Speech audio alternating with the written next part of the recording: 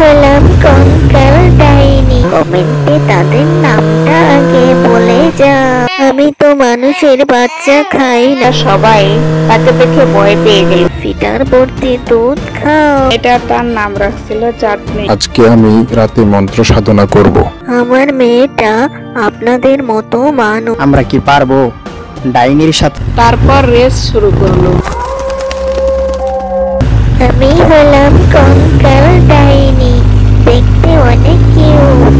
আমার সাথে কে কে bike race খেলতে চাও? কমেন্টে তাদের নামটা আগে বলে যাও।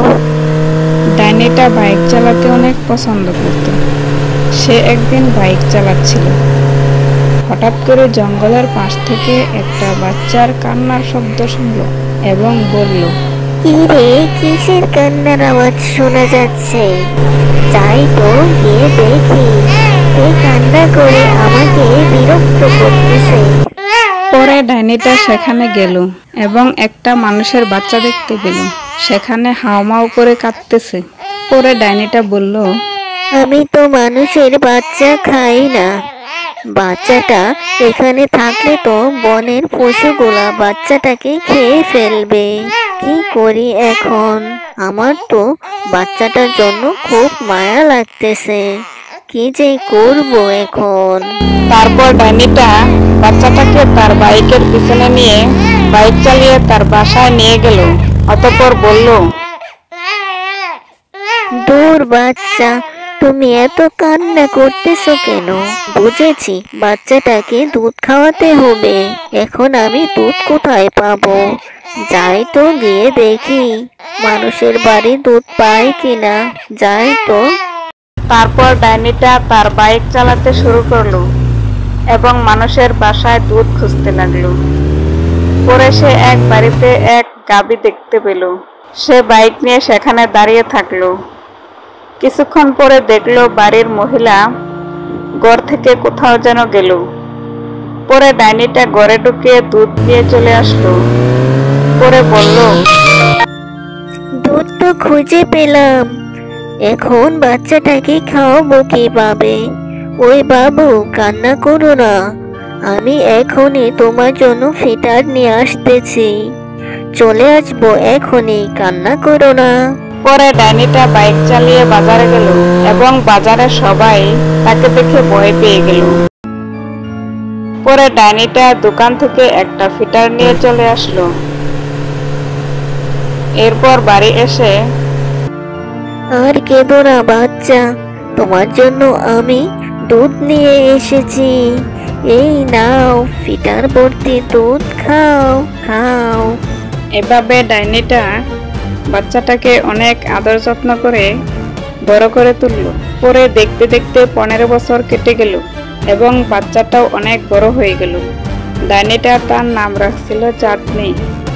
চাঁদনি একদিন বলল, মা, তুমি দেখতে এমন কেন? আর আমি মানুষের মতো দেখতে কেন? ওইসব তোমাকে পরে বলমনি মা। তোমার জন্য বাইক নিয়ে এসেছি। আসো আমরা বাইক চালাই একসঙ্গে। ঠিক আছে মা, আসো আমরা বাইক চালাই। পরে ডাইনি ও তার মেয়ে একসঙ্গে বাইক চালাতে শুরু করলো। তারা বাইক চালাতে চালাতে গ্রামের ভিতরে চলে আসলো।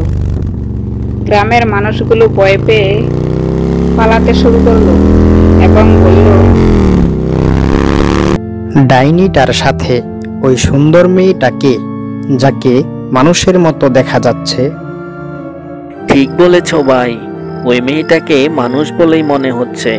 আর মানুষ হলে ডাইনির মতো করে বাইক চালাচ্ছেই বা কিভাবে? এখন তো দেখি আমাদের দানু কবিরাজের সাথে কথা বলতে হবে। পরে ডাইনি ও তার মেয়ে বাইক নিয়ে সেখান থেকে চলে আসলো।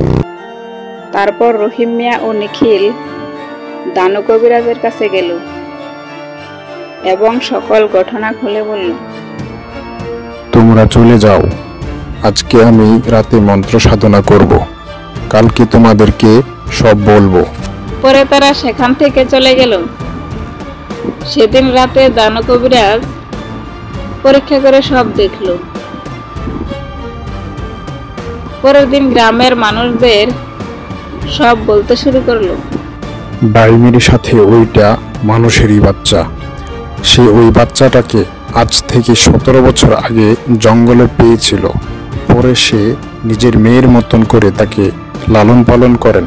ডাইনিটা দেখি অনেক ভালো, আমরা তো তাকে দেখে অনেক খারাপ ভাবি এবং অনেক ভয় পাই। ভয় পাওয়ার কিছু নাই। ডাইনিটা মানুষের মাংস খায় না, কিন্তু সে বাইক চালাতে অনেক পছন্দ করে।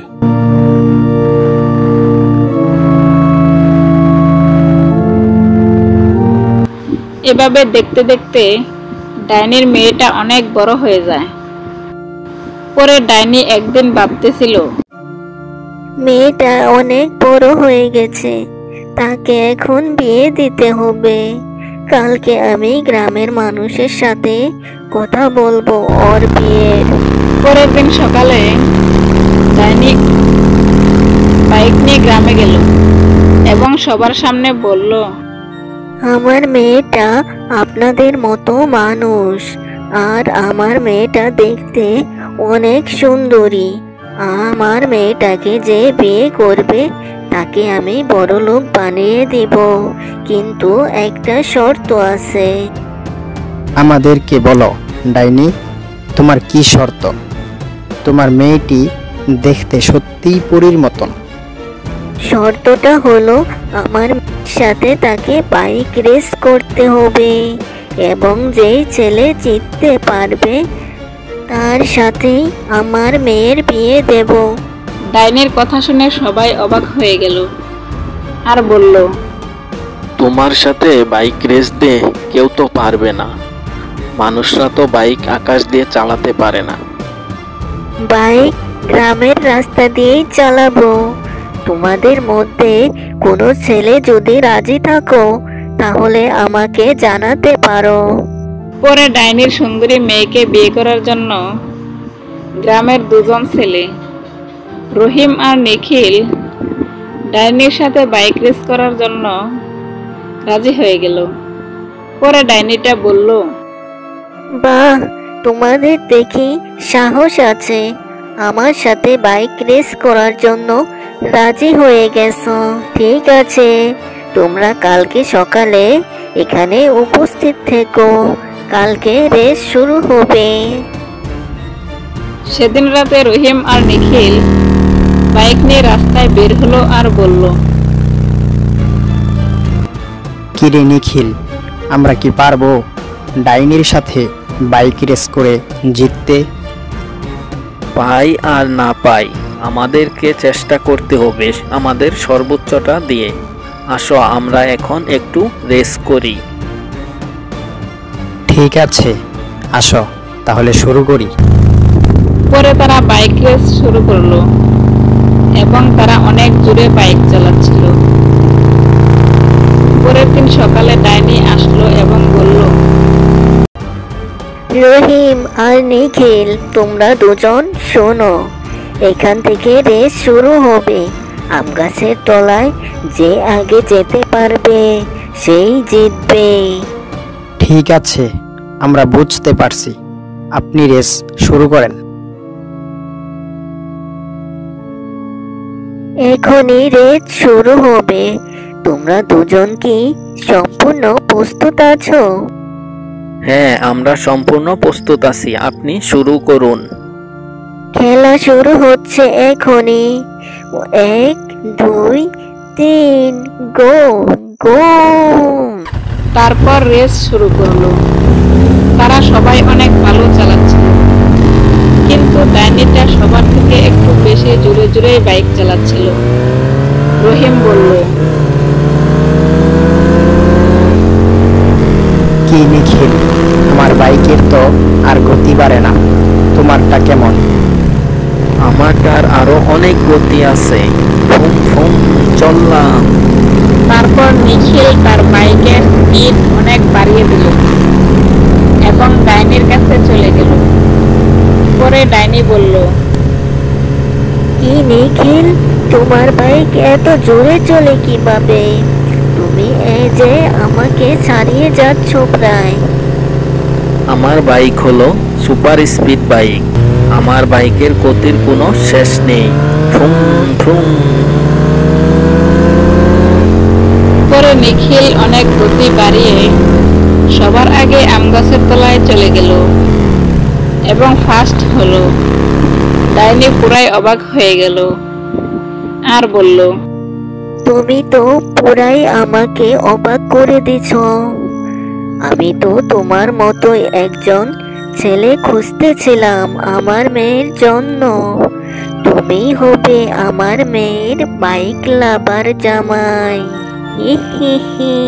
পরে ডাইনিটা তার মেয়ে চাঁদনিকে নিখিলের কাছে তুলে দেয় এবং নিখিলকে অনেক বড় একটা বাড়ি গিফট করে।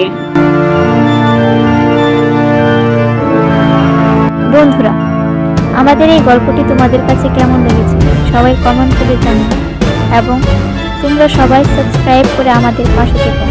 ভালো থেকো সবাই। Bye bye.